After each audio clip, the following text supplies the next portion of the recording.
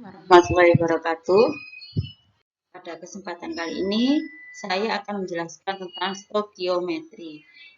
Stokiometri itu topik yang sangat penting dalam ilmu kimia karena stokiometri ini merupakan dasar dalam perhitungan reaksi-reaksi kimia yang akan dipelajari pada semester-semester berikutnya pada kimia-kimia tingkat lanjut.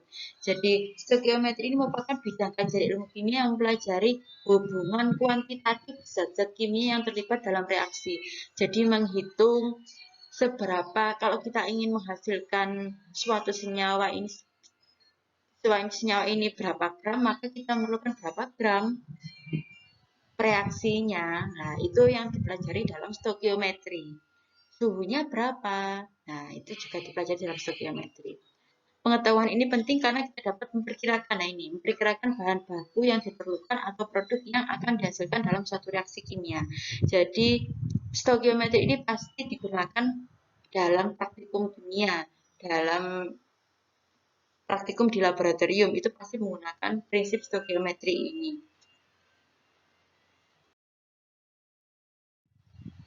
Nah, yang pertama sebelum beranjak ke stokiometri, kita harus mempelajari, harus memahami bagaimana persamaan dibuat. Jadi persamaan reaksi adalah cara penulisan suatu perubahan kimia atau reaksi kimia menggunakan rumus kimia berdasarkan asas kesetaraan. Jadi asas kesetaraan ini maksudnya adalah kesetaraan apabila jenis dan jumlah zat yang direaksikan sama dengan jenis dan jumlah atom hasil reaksi atau produk. Jadi reaksi ditulis sebelah kiri, diikuti tanda panah, kemudian produk. Ini reaksi. Nah, misalkan ada reaksi seperti ini, persamaan reaksi seperti ini, maka reaksi itu adalah yang sebelah kiri tanda panah. Ini bereaksi. Hasil reaksi sebelah kanannya tanda panah. Sedangkan angka sebelum zat, sebelum senyawa itu dinamakan koefisien. Dan angka kecil setelah unsur ini, setelah zat ini disebut dengan indeks. Kemudian pasti ada keterangan tentang wujud zat. Ini. Jadi persamaan reaksi yang benar adalah seperti ini. Kemudian terjadi kesetaraan antara sebelah kiri tanda panah dengan sebelah kanan tanda panah. Misalkan jumlah H di sebelah kiri ada 4, maka jumlah H di sebelah kanan juga harus ada 4. Jumlah O di sebelah kiri tanda panah ada 2, maka jumlah O di sebelah kanan harus ada 2. Di sini dilihat O indeksnya 1, koefisiennya 2, maka jumlah O di sebelah kanan ada 2, karena 1 kali 2. Jumlah H di sebelah kanan ada 4, jumlah H di sebelah kiri ada 4 juga, 2 kali 2. GLSAQ penulisan, misalkan ada soal seperti ini, logam natrium bereaksi dengan gas klor menghasilkan suatu zat padat berwarna putih yang rasanya asin. Setelah dianalisis, zat tersebut diketahui sebagai garam dapur atau natrium klorida. Bagaimana persamaan reaksinya? Langkah pertama, tuliskan reaksinya terlebih dahulu dengan namanya masing-masing. Natrium ditulis bereaksi, berarti kita tuliskan tambah. Gas klor menghasilkan ini berarti tanda panah. Suatu zat padat berwarna putih, rasanya asin. Ternyata natrium klorida, ditulis natrium klorida. Baru langkah kedua, tulis rumus molekulnya. Berarti ubah ke rumus molekulnya. Natrium berarti Na, gas klor itu Cl2, bentuknya Cl2 ya, gas klor. Natrium klorida berarti NaCl. Langkah ketiga, setarakan. Di sini Cl Na sebelah kiri ada 1, sebelah kanan ada 1. Cl di sebelah kiri tanda panah ada 2, sebelah kanan ada 1. Berarti biar setara, maka Cl sebelah kanan harus dikali 2. Karena sebelah kanan harus dikali 2, maka coba dilihat lagi. Na jadi jumlahnya yang sebelah kanan menjadi 2, sehingga Na yang sebelah kiri juga harus dikalikan 2. Jadi langkah ketiga ini kita sudah memperoleh reaksi yang setara, persamaan reaksi yang setara. Langkah keempat, tuliskan wujud zatnya. Dilihat pada soal logam natrium, maka logam pasti wujudnya padatan, S. Gas klor berarti berwujud gas, G. Kemudian menghasilkan suatu zat padat. Nah, zat padat berarti NaCl-nya di sini adalah S.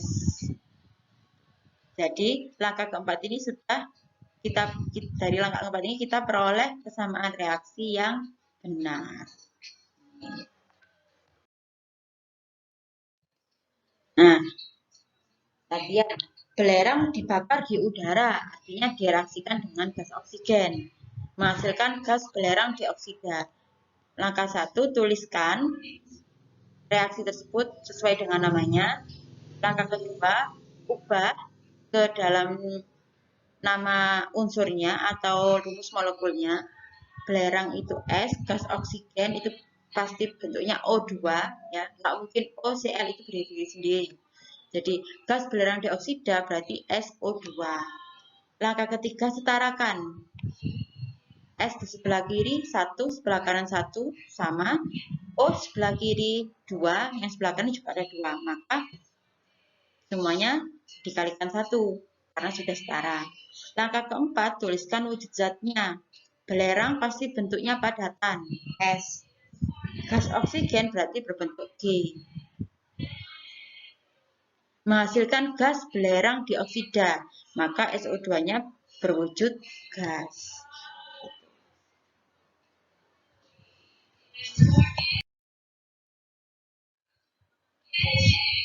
Di latihan yang selanjutnya, kristal kalsium dimasukkan ke dalam larutan asam klorida Cl menjadi larutan kalsium klorida dan gas hidrogen. Tuliskan seperti ini langkah pertama. Nah, kristal kalsium, berarti ini adalah kalsium, maka unsur kalsium adalah Ca, senyawa kalsium, Ca. Asam klorida, asam berarti H, klorida Cl, HCl. Menjadi larutan kalsium klorida, berarti CaCl2. Dari mana kok CaCl2 ini kok tahu ini Cl2? Karena ini senyawa ionik. Ca berasal dari Ca2+, Cl-, berarti senyawanya menjadi CaCl2 ditambah H2. Langkah selanjutnya, setarakan. Penyetaraannya dimulai dari logam yang disetarakan. Ca di sini 1, ini 1 sudah setara. Baru kita beranjak ke Cl. Cl di sebelah kiri ada 1, sebelah kanan ada 2. Berarti kalikan 2 yang di sebelah kanan ini. Maaf, sebelah kiri. H sebelah kiri ada 2, sebelah kanan juga ada 2. Maka persamaan ini sudah setara. Selanjutnya tuliskan wujud zatnya. Karena di sini disebutkan soalnya adalah kristal, maka kristal pasti berbentuk padatan, S.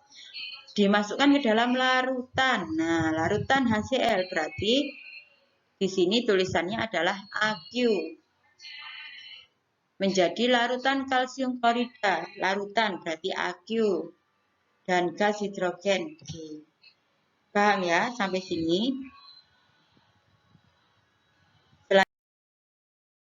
Di latihan selanjutnya silakan dibaca, sama langkah-langkahnya sama seperti yang latihan-latihan sebelumnya.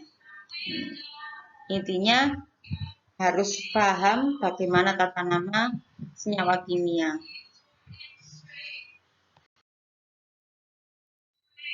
Selanjutnya hukum dasar kimia. Jadi hukum dasar kimia ini stoikiometri. Hukum dasar kimia ini ada 4 macam, yaitu Lavoisier, Proust, Dalton, and Gay-Lussac. Hukum Lavoisier ini merupakan hukum kekekalan massa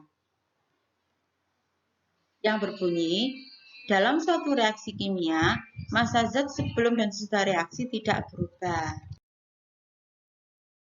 Nah, ini contoh soalnya menggunakan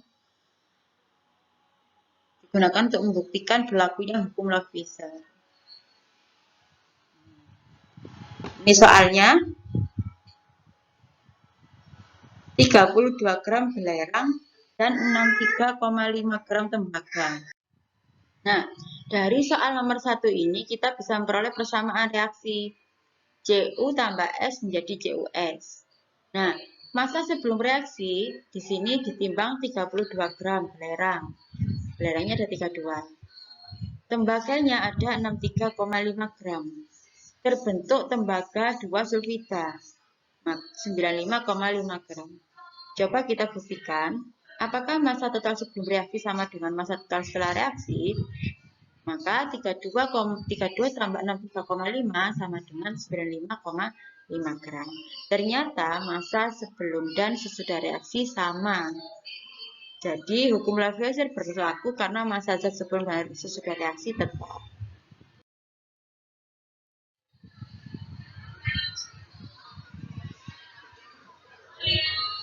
Nah, untuk soal nomor 2, ini tentang reaksi pembakaran, berarti menghasilkan oksigen. Menggunakan oksigen. Di sini kita uji berlakunya hukum Lavoisier.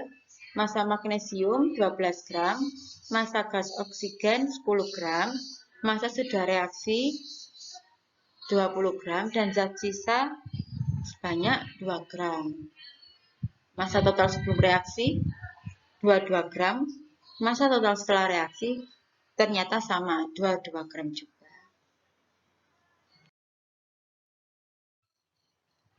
Massa Cu2S yang dihasilkan sebanyak 191 gram. Hukum Claus yaitu hukum perbandingan tetap yang berbunyi perbandingan massa unsur-unsur yang membentuk suatu senyawa selalu tetap. Hukum Claus ini biasanya digunakan untuk penentuan rumus molekul, senyawa dan rumus empiris. Contoh, perbandingan massa C dan O dalam CO2 selalu 3:8.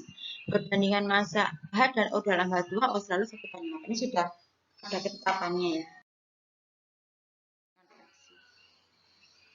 Nah, contohnya pada percobaan pembuatan senyawa Cu2S, tembaga dicampur dengan belerang kemudian dipanaskan. Nah, di sini ada massa gram tembaganya sekian ini, massa belerangnya sekian ini. Kita buat perbandingan 1:0,5 berarti sama aja dengan 2:1. Ini juga.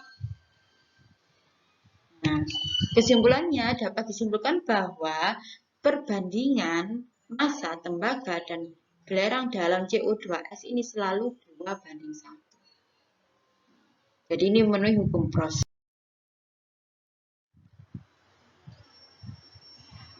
Nah, yang kedua, air terbentuk dari unsur H dan O. Perbandingan massanya 1:8. Apabila terdapat 4 gram hidrogen, maka berapa oksigennya? Tinggal dikalikan. Karena hidrogen 1, oksigennya 8. Kalau hidrogennya 4, berarti oksigennya ada berapa? 8 dikali 4, ada 32 gram. Itu, tinggal dikalikan saja. Jadi massa oksigen yang dibutuhkan adalah 32 gram.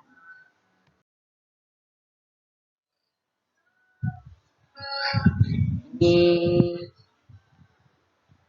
belerang sebanyak 3,2 gram tepat bereaksi dengan jumlah gas oksigen membentuk 8 gram senyawa belerang trioksida, berarti S2O3. Tentukan perbandingan massa belerang dan oksigen. Kalau belerangnya 3,2, belerang trioksidanya 8 gram, massa oksigennya berarti dikurangi. Gunakan hukum kekekalan massa. Hukum yang pertama tadi, 8 kurangi 3,2, 4,8. Maka perbandingannya 3:2 dibanding 3,2 dibanding 4,8. 2:3. Seperti itu. Jadi jangan dilupakan hukum kekekalan massa itu. Yang ketiga adalah hukum Dalton, hukum perbandingan berganda. Ini bunyi hukumnya.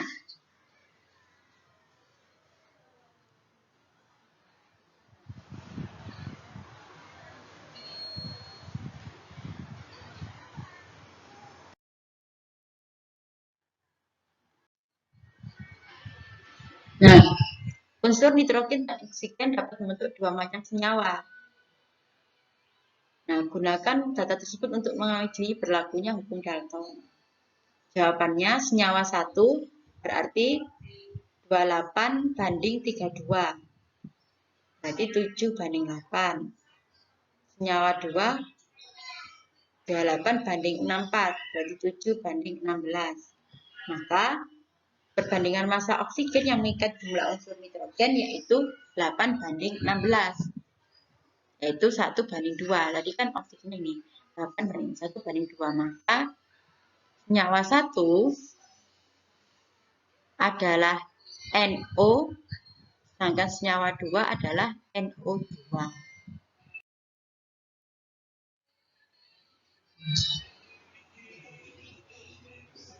Contoh yang selanjutnya, unsur karbon dan oksigen dapat membentuk dua senyawa. Ini senyawa karbon monoksida dan karbon dioksida. Di sini diketahui massa karbon dan massa oksigennya, berarti perbandingan massanya kita peroleh 3 banding 4, 3 banding 8, maka perbandingan oksigennya 4 banding 8, 1 banding 2. Ya.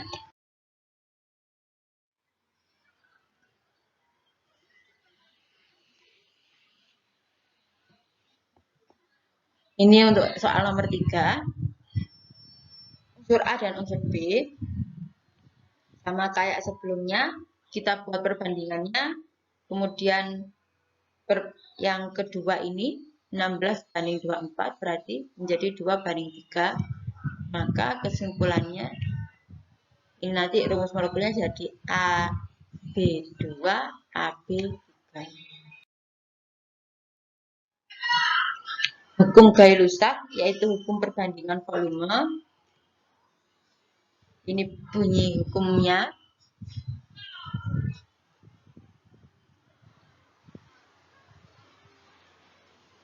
Nah, dalam reaksi kimia, perbandingan volume gas ini sama dengan perbandingan koefisien. Perhatikan. Ini latihan. Tulis dulu persamaan reaksinya. Dan jangan lupa disetarakan. Karena penyetaraan ini berpengaruh pada jawaban nanti. Jawaban berapa liter uap air yang dihasilkan. Karena berhubungan dengan koefisien reaksi. Nah, di sini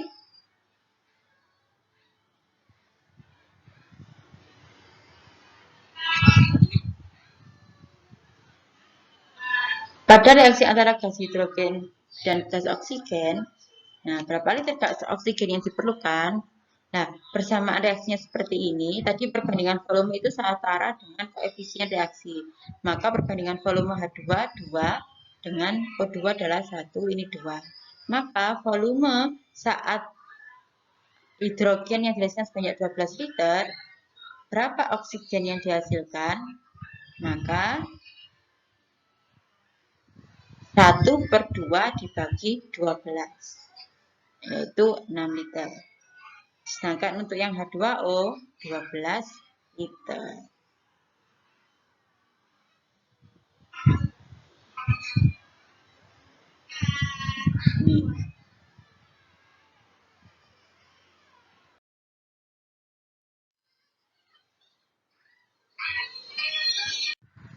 Selanjutnya,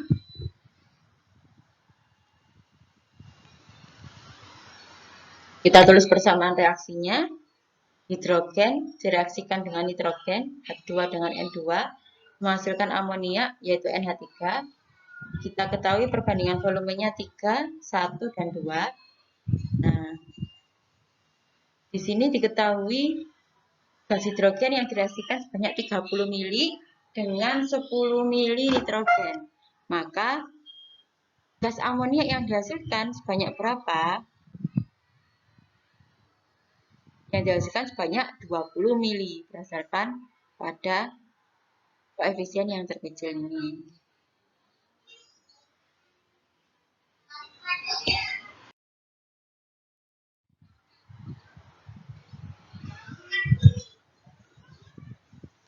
Ini soal yang selanjutnya, silakan dibaca. Cara menjawabnya, tuliskan dulu persamaan reaksi dalam bentuk setara. Kemudian perbandingan volumenya diketahui dari koefisien. Kemudian volume yang diketahui adalah volumenya SO2. Maka volume SO2 ini 2 liter, sehingga volume O2 adalah 1 liter, SO3 2 liter. Mudah kan? Kita mulai beranjak ke perhitungan kimia, yaitu lebih beranjak ke pokok bahasan dari menerapkan hukum Gay-Lussac dan hipotesis Avogadro. Ini hukum Gay-Lussac, yang ini hipotesis Avogadro.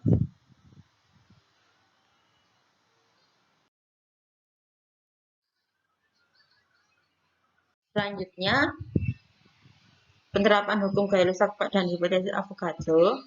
Pada suhu dan tekanan yang sama, setiap gas yang volumenya sama mempunyai jumlah molekul yang sama. Berarti saat 2 liter gas nitrogen itu setara dengan 8 kali 10 pangkat 22 molekul, maka 2 liter gas amonia juga setara dengan 8 kali 10 pangkat 22, sehingga saat 10 liter gas amonia, maka 10 per 2 dikali 8 kali 10 pangkat 22. Jadi 4 kali 10 pangkat 23. Ini tentang perbandingan saja. Namanya perbandingan. Untuk soal ini silakan dipelajari, sama seperti soal yang sebelumnya juga, lebih ke perbandingan.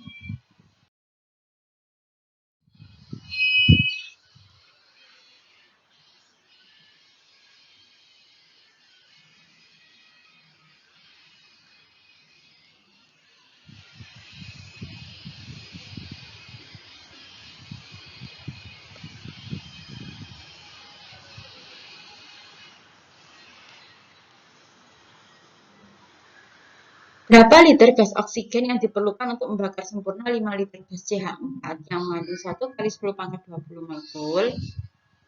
Persamaan reaksinya berikut ini. Setarakan dulu, dicek. Jadi setiap ketemu persamaan reaksi harus dicek kesetaraannya. Kalau sudah setara, baru kita bisa lanjut ke tahap selanjutnya. Karena perbandingan volume berdasarkan pada koefisien reaksi. Dia. Jadi perbandingan volumenya diketahui 1, 1, dan 2. Volume gas CH4 5 liter. Maka volume gas oksigen juga 5 liter. 1 per 1 kali 5. Volume gas H2O berarti 2 per 1 dikali 5, yaitu 10 liter. Maka jumlah molekulnya tadi karena 5 liter itu setara dengan 1 kali 10 pangkat 20, maka kalau 10 liter berarti 2 kali 10 pangkat 20. Tinggal perkalian biasa saja. Nah, ini konsep mol. Dalam setiap mol, suatu zat terdapat partikel zat. 1 mol itu sebanyak 6,02 kali 10 pangkat 23 partikel. Nah, ini yang disebut dengan tetapan Avogadro. Ini konsep mol. Jadi 1 mol itu sama dengan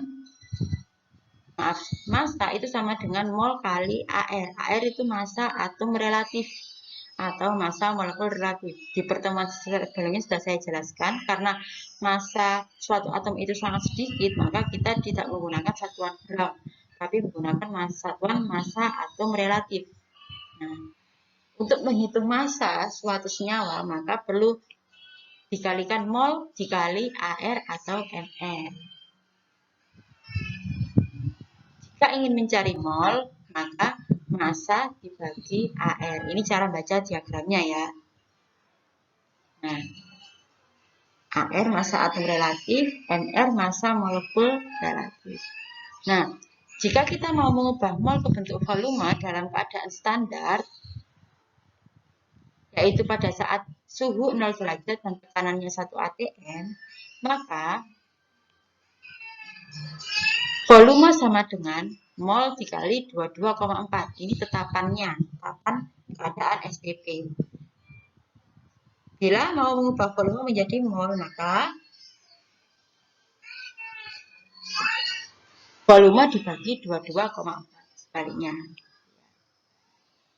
Dan jika ingin mengubah mol menjadi jumlah partikel, maka jumlah partikel sama dengan mol dikali 6,02 kali 10⁻²⁵.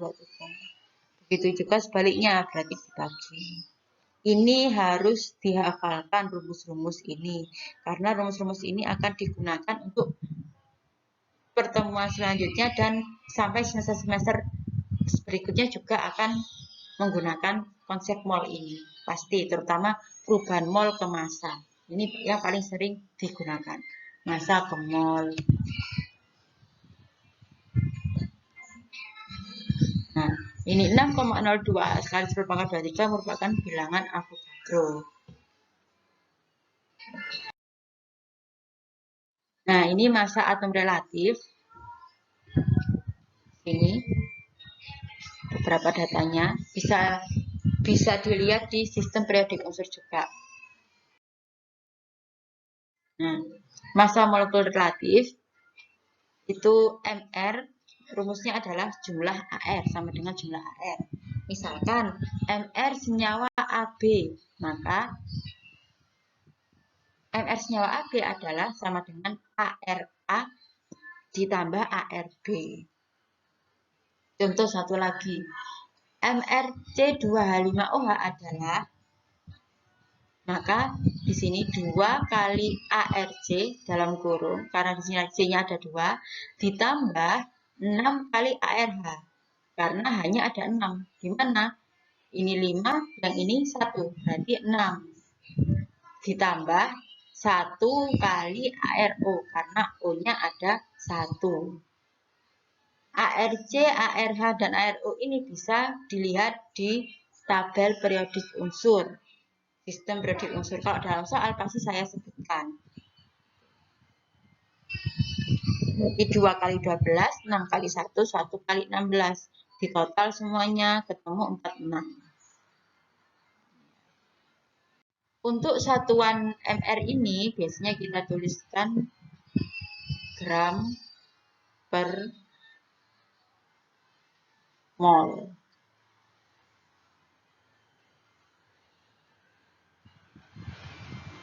Ini satuan.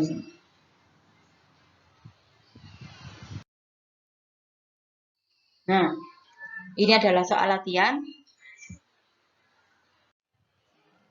Diketahui senyawa ini uap H2O, AR-nya berikut ini, dan diketahui molnya 0,01 mol. Berapa MR-nya?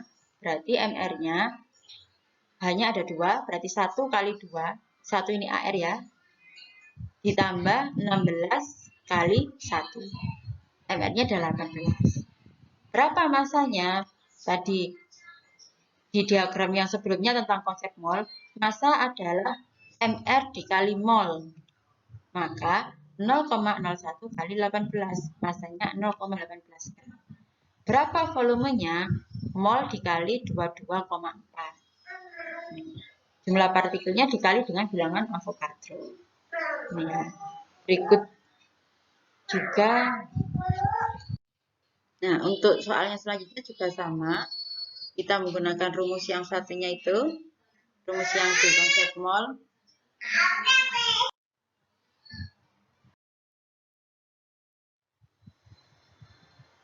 Ini juga,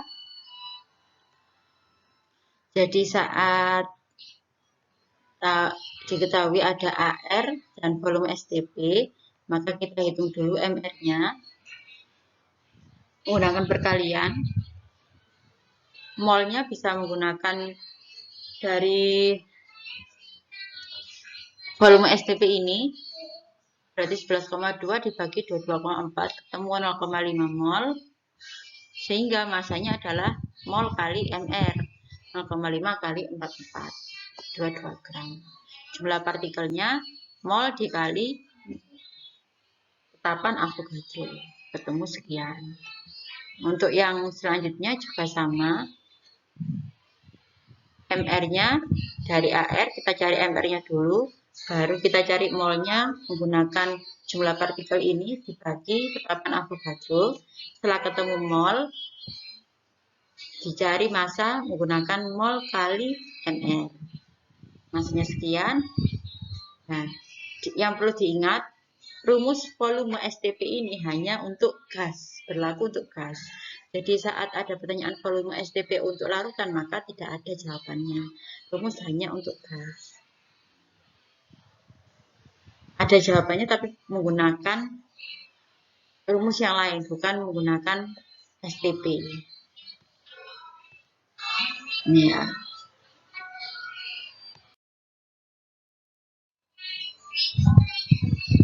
Nah, penentuan kadar zat ditentukan berdasarkan rumus berikut ini.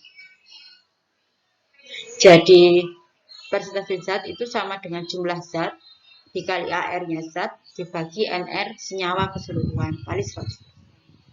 Dan untuk mencari massa zat, maka jumlah zat kali AR per NR kali massa senyawa. Ya. Misalkan ada rumus kimia seperti ini, berarti kadar persentase H-nya ada berapa? Jumlah zatnya berapa? Jumlah unsur H 2, jumlah dikali AR-nya, ARH 1 per 18. 18 ini MR. MR dari H2O. Jadi persentase H-nya 11,11. Sedangkan persentase O ini jumlahnya ada 1. AR-nya 16 dibagi 18. Dan ini. Sama untuk yang bawah juga seperti itu.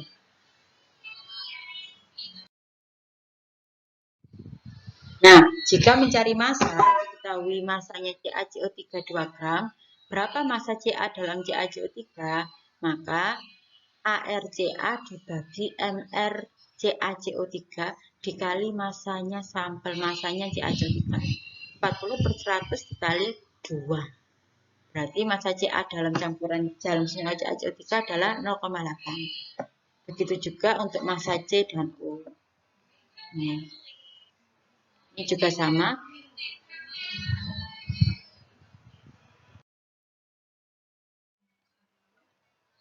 Nah, rumus kimia ini sebenarnya dibagi menjadi dua macam, rumus empiris dan rumus molekul. Rumus empiris itu menyatakan angka perbandingan bilangan bulat terkecil. Sedangkan rumus molekul menyatakan banyaknya atom suatu unsur yang terdapat dalam satu molekul suatu senyawa. Contoh. Nah,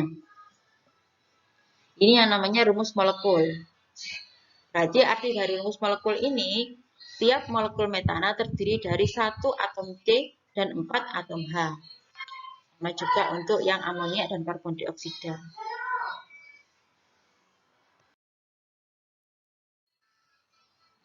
Ini contoh molekul CH4, 1 atom C dan 4 atom H. Yang ini molekul glukosa terdiri dari 6 atom C, 1, 2, 3, 4, 5, 6. 12 atom H yang putih-putih kecil dan 6 atom O yang warna merah ini.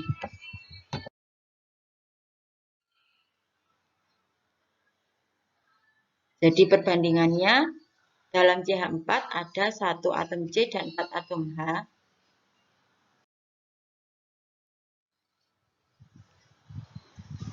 Nah, dalam satu molekul glukosa terdapat 6C, 12H, dan 6O. Ini molekulnya dan rumus empiris itu berasal dari perbandingan jumlah molekul dalam satu mol, dalam satu senyawa. Ini tadi glukosa kan, dalam satu glukosa terdiri dari 6C, 12H, dan 6O. Sehingga perbandingannya 1:2:1. Maka rumus empiris dari glukosa adalah CH2O. Menunjukkan perbandingan dari atom karbon, hidrogen, dan oksigen. Kalau rumus molekul itu jumlah yang sesungguhnya dalam satu molekul glukosa. Sedangkan rumus empiris itu perbandingan jumlahnya.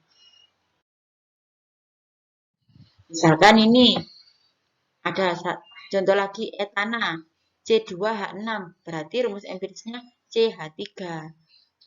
Berasal dari 2 banding 6. Kita bagi menjadi perbandingan terkecil, berarti 1 banding 3. Kalium iodida Ki, karena sudah 1 banding 1, maka rumus empirisnya juga 1 banding 1. Ya.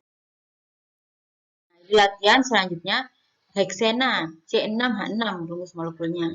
Berarti rumus empirisnya CH, karena 6 banding 6 adalah 1 banding 1.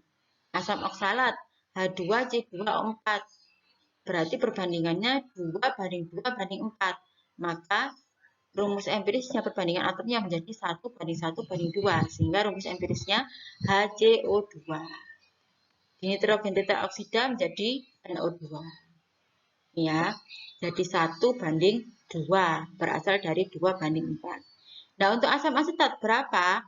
Asam asetat ini kita lihat, C-nya ada 2, H-nya ada 4, O-nya ada 2. Berarti perbandingannya 2 banding 4 banding 2. Maka rumus empirisnya menjadi CH2O. Karena 2 banding 4 banding 2 kalau disederhanakan menjadi 1 banding 2 banding 1. Urea CONH2 2 kali. Apakah ini bisa disederhanakan lagi? Tidak bisa. Jadi rumus molekulnya sama dengan rumus empirisnya. Karena di sini sudah ada perbandingan 1 banding 1 banding 2 banding 4. Perbandingan ini sudah paling kecil, tidak bisa disederhanakan lagi. Seperti itu. Nah, sekarang contoh soal. Hasil analisis kimia yang dilakukan terhadap senyawa hidrazin, MR-nya 32, ditemukan ada 87,42% massa N dan 12,48% massa H. Kita disuruh nyari rumus empiris dan rumus molekul. Maka gunakan perbandingan jumlah mol sama dengan perbandingan mol. Maka mol atom N adalah persentasenya berapa dibagi ARN. Ketemu 6,24. Mol atom H persentasenya massa H dibagi ARH. Ketemu 12,48. Setelah itu bandingkan mol atom N dibanding mol atom H. 6,24 banding 12,48. Kita sederhanakan, ketemu perbandingan jumlah atomnya 1 banding 2. Maka rumus empirisnya adalah NH2. Nah, setelah diketahui rumus empirisnya, kita disuruh nyari rumus molekulnya berdasarkan MR-nya. Nah, rumus molekul hidrazin adalah NH2 dalam kurung N. Nah, N ini yang akan kita cari. MR hidrazin, kita sudah tahu 32, berarti N kali ARN, N dikali 2 dikali ARH. Ketemu N-nya sama dengan 2, sehingga rumus molekul hidrazinnya adalah N2H4.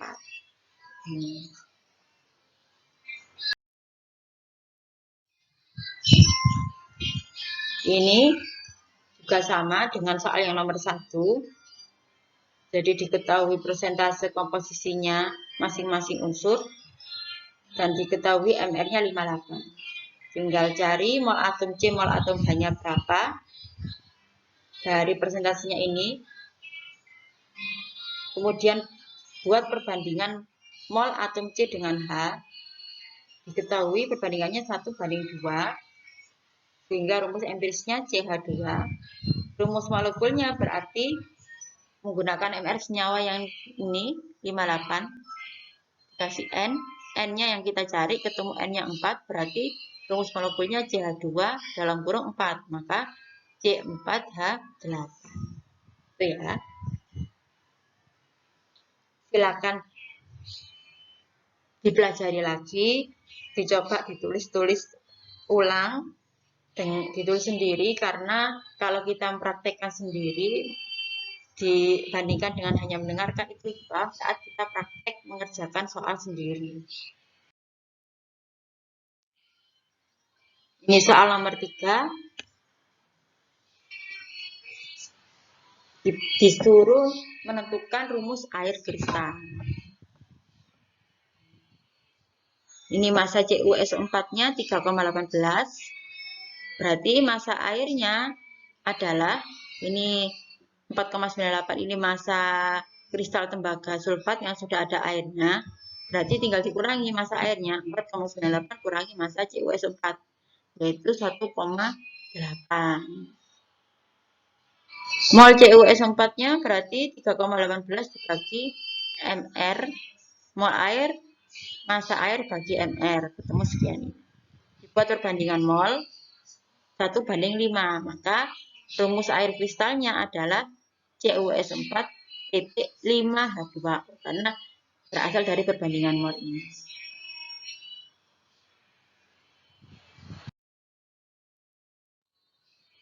Nah, selanjutnya perhitungan berdasarkan soal nomor 1. Berapa mol oksigen yang diperlukan untuk membakar 1,8 mol C2H5OH menurut reaksi di bawah ini? Langkah yang pertama, tulis persamaan reaksinya. Jangan lupa selalu cek ke reaksi ini sudah setara atau belum. Karena ini sudah setara, bisa kita langsung ke perbandingan mol. 1, 3, 2, 3. Yang diketahui 1,8 mol C2H5OH, ini etanol ya. Berarti berapa mol oksigen yang diperlukan? Maka jawabannya adalah untuk mencari ini, maka menggunakan rumus ini diperoleh dari 3/1. 3 ini dari koefisien 3 ini per 1 ini, karena ini jadi patokannya, patokan untuk mencari mencari jumlah mol yang lainnya, dikali 1,8. Jadi ketemu nanti 5,4.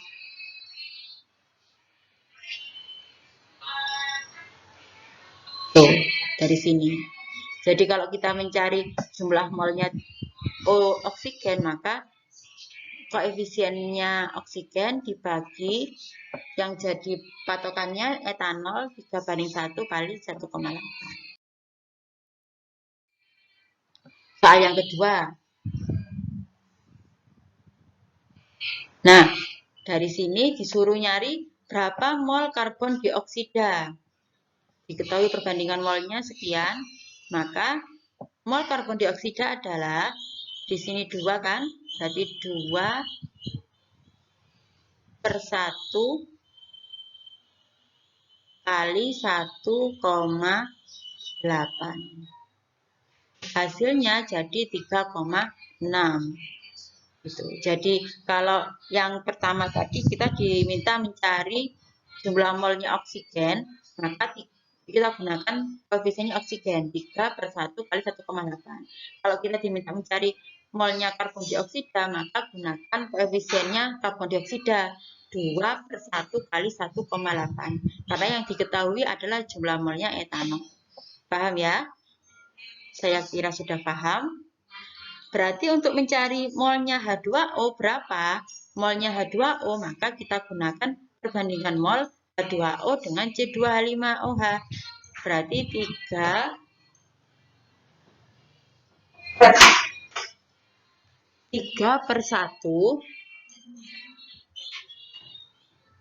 dikali 1,8. Hasilnya 5,4. Gitu. Nah, jika terdapat reaksi berikut ini, disuruh nyari berapa gram oksigen dari molnya. Berapa gram oksigen yang diperlukan untuk bereaksi dengan 0,3 mol Al. Kita tulis dulu persamaan reaksinya. Tulis perbandingan molnya berapa. 432, diketahui mol Al 0,3. Maka molnya O2 adalah 3 banding 4 dikali 0,3. Hasilnya 0,225 mol. Ingat, dari sini kita baru memperoleh mol. Yang ditanya adalah berapa gram. Maka, lanjutkan ke tahap selanjutnya. Untuk mencari massa berarti mol kali MR. MR-nya O2 adalah 32. Dari mana MrO2 itu? Jadi MrO2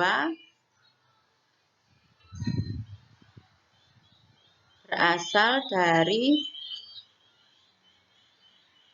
2 kali ARO. ARO itu adalah 16. 2 kali ARO, 2 kali 16 adalah 32. Maka 0, mol dikali MR, 0,225 kali 32. Ketemu 7,2 gram. Maka massa O2 yang diperlukan adalah 7,2 gram. Jadi yang diketahui dari perbandingan mol ini adalah jumlah mol saja. Jika ingin mengetahui massanya harus dikonversikan dengan cara dikalikan dengan MR. Nah, contoh yang selanjutnya. Berapa gram Al2O3 yang terbentuk jika 12,5 gram O2 bereaksi sempurna? Di sini yang diketahui massa O2. Jadi kita nggak bisa langsung memasukkan massa ke dalam persamaan reaksi. Harus diubah menjadi mol dulu. Berarti massa per MR 12,5 dibagi 32. Ketemu mol O2 adalah 0,39 mol. Sehingga kita langsung tuliskan persamaan reaksinya. Kemudian tuliskan perbandingan molnya berapa. Berarti tuliskan mol O2 di sini 0,39 dari hasil perhitungan di atas. Berarti yang dicari adalah Al2O3. Kita hitung dulu molnya Al2O3 dari 2 per 3 kali 0,39. Ketemu 0,26. Ketemu molnya. Baru kita cari massanya. Berarti massa Al2O3 adalah mol dikali MR-nya. MR-nya Al2O3 adalah 102. Molnya 0,26. Sehingga massanya 26,52 gram. Itu ya. Nah, penentuan reaksi pembatas. Nah, dalam reaksi kimia, reaksi tidak selalu dicampurkan dalam perbandingan yang tepat. Sehingga ada reaksi yang habis bereaksi dan ada reaksi yang tersisa atau yang berlebih. Nah, reaksi pembatas ini adalah reaksi yang lebih dulu habis bereaksi. Itu disebut dengan reaksi pembatas. Jadi, reaksi yang habis terlebih dahulu dalam satu reaksi kimia. Reaksi pembatas ini digunakan untuk perhitungan perbandingan mol. Jadi, perbandingan mol yang tadi, yang slide sebelumnya itu, mol yang digunakan sebagai patokan untuk menghitung jumlah mol yang lainnya adalah mol pada reaksi pembatas. Nah, ini cara menentukan reaksi pembatas dengan membagi jumlah mol masing-masing reaksi dengan koefisiennya. Kemudian hasil terkecil itu merupakan reaksi pembatas. Saya berikan contoh. Di sini ada persamaan reaksi seperti ini. Diketahui mol Al-nya 4, mol O2 4. Kita lihat koefisiennya. Koefisiennya Al 4, koefisiennya Al 3. Nah, kita bagi dulu. Nah, ini kalau ini 4 mol, maka ini 3 per 4 dikali 4 mol. Maka yang menjadi reaksi pembatas adalah Al di sini. Di sini yang menjadi reaksi pembatas. yang habis bereaksi. Nah, ini bereaksi pembatasnya. Jadi setelah reaksi terdapat sisa O2 1 mol dan hasil Al2O3 2 mol. Jadi bereaksi pembatasnya adalah Al. Tentu yang ini sebanyak 1,8 gram bereaksi dengan 1,4 gram gas N2 untuk magnesium nitrida Mg3N2. Tentukan persamaan reaksi dan massa zat setelah reaksi. Hitung dulu molnya, mol Mg. Dengan cara apa? Diketahui masanya kan? Massa per AR. 1,8 dibagi 24. Molnya sekian. N2 1,4 dibagi 28. Dari mana 28? AR-nya N 14 kali 2. 28. Ketemu molnya sekian. Maka tuliskan persamaannya. 3 mg tambah 3 Mg tambah N2 menjadi Mg3N2. Ini pasti ada mula-mula reaksi sisa ini selalu ada dalam stoikiometri. Jadi mula-mulanya tadi 0,075, 0,05, kemudian ini ada 0 karena belum ada hasil. Berapa yang bereaksi? Yang menjadi reaksi pembatas adalah yang perbandingannya paling kecil. Di sini yang menjadi reaksi pembatas adalah Mg 0,075. Jadi 1/3 dibagi 0,75, 0,75 adalah 0,025. Ada sisa 0,025. Jadi ciri-ciri kalau Anda menentukan reaksi pembatas yang salah adalah nanti sisanya ini bisa berupa negatif. Kalau misalkan pada suatu saat mengerjakan soal, ternyata pas menghitung perbandingan molnya, ternyata sisanya ini negatif. Ada minus 0,1 atau minus berapa. Berarti reaksi pembatas, penentuan reaksi pembatas itu salah. Berarti yang satunya. Seperti itu. Ketahui berarti ini massa N2 setelah bereaksi adalah molnya dikali MR-nya N2. Ini mol ini maaf. 0,7 gram. Sedangkan massa Mg3N2 ini 2,5 gram. Ini contoh lagi. 1 mol Mg dan 4 mol HCl direaksikan menurut persamaan reaksi ini. Manakah yang merupakan reaksi pembatas? Lihat perbandingan molnya. Mol mula-mulanya 1 dan 3, perbandingan molnya 1/2. Apabila 1 mol Mg bereaksi, maka membutuhkan 2 mol HCl. Jika 4 mol HCl habis bereaksi, memerlukan 2 mol Mg. Maka Mg merupakan reaksi pembatas. Karena lebih dulu habis bereaksi. Yang lebih kecil.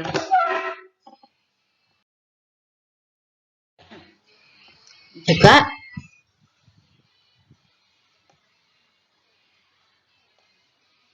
manakah reaksi pembatasnya? Dilihat dari perbandingan molnya. Maka reaksi pembatasnya adalah Al. Karena dia perbandingannya paling kecil, lebih kecil di sini 0,3. Lebih dulu bereaksi, lebih dulu habis bereaksi.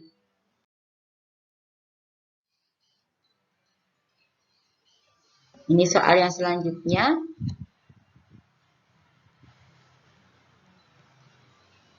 Silakan dipelajari. Yang ini 12 gram seng dan 6,5 gram belerang bereaksi membentuk seng sulfida. Hitung dulu molnya. Pasti ubah dari massa ini ubah ke mol. Baru tuliskan persamaan reaksinya. Tuliskan mol mula-mulanya berapa. 0,18 dan 0,2. Berarti mana yang jadi reaksi pembatas? Yang lebih dulu habis bereaksi berarti yang lebih kecil. Yang menjadi reaksi pembatas adalah Zn. Ya.